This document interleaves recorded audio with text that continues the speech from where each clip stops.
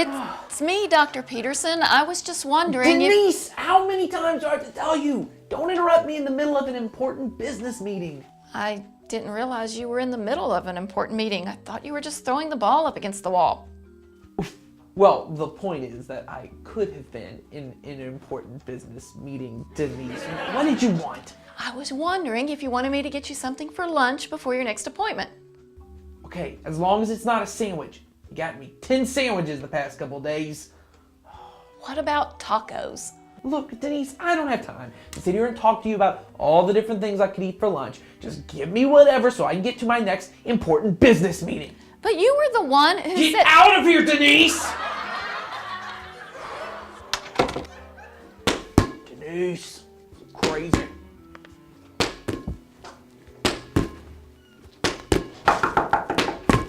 Denise, what is it now? I'm sorry, Dr. Peterson, but I was just wondering if you were feeling all right. I was feeling fine before someone interrupted me and I got hit in the face with a dodgeball. No, I mean before all of that.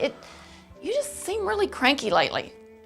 Wait, I'm the one who's cranky? That's crazy. Denise, you're the one who's cranky. You're like an old car that won't start. You're so cranky. I don't even know what that means, but I really am concerned about you. Have you been sleeping well? Well, actually, I haven't been sleeping very well. See, I've got this bat in my attic. I'm pretty sure it's going to be a vampire that's going to come down and suck my blood. I really don't think there's a vampire living in your attic. Oh, really? Denise? I'm pretty sure it is. Pretty sure it's up there flying around right now, drinking on some blood, listening to The Cure, watching the Twilight movies, just waiting for its moment to strike. I think you're wrong, but that's not what I meant. I was wondering if maybe you were having trouble sleeping because you felt bad about something. No, pretty sure it has to do with Edward and Bella up there in my attic. There aren't any vampires in your attic! Look, when I was younger, I was really mean and rude to my sister. In fact, one time I put so much gum in her hair, they had to shave her head. She was bald at her senior prom. Wow, you're a real terrible person there, Denise.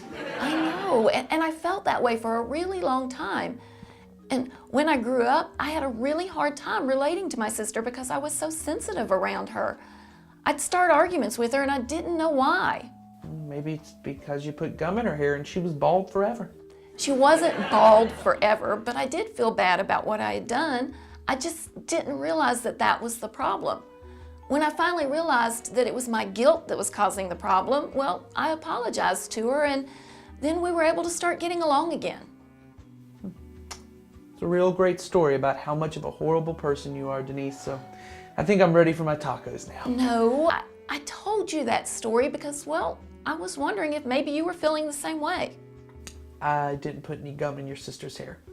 No, but I was wondering if maybe you were feeling bad about something mean you had done to someone, like always yelling at them or calling them names or telling them to get out of your office.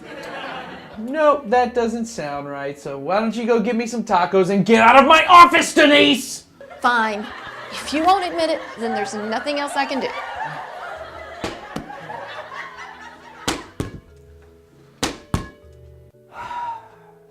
Denise, why don't you come back in here? There's something important I have to tell you. I think you might be right. Maybe the reason I've been so tense and cranky is because I feel pretty guilty about being mean to someone. Really? Yeah, I've been really mean to this one person, and they didn't do anything to deserve it. I've said hurtful things to them, and they're just the nicest person that could be. I just hurt them. Well, Dr. Peterson, you don't have to feel that bad. I just appreciate you apologizing to me. Yeah, I wasn't talking about you, Denise. I was talking about the vampire who's living in my attic. I haven't even invited that guy down for some dinner. Pretty rude to a house guest. So why don't you pick me up an apology card on your way to the store? All right? Thanks. Sure. No problem. Thanks, Denise. Hey, you're not the best, but you're not that bad.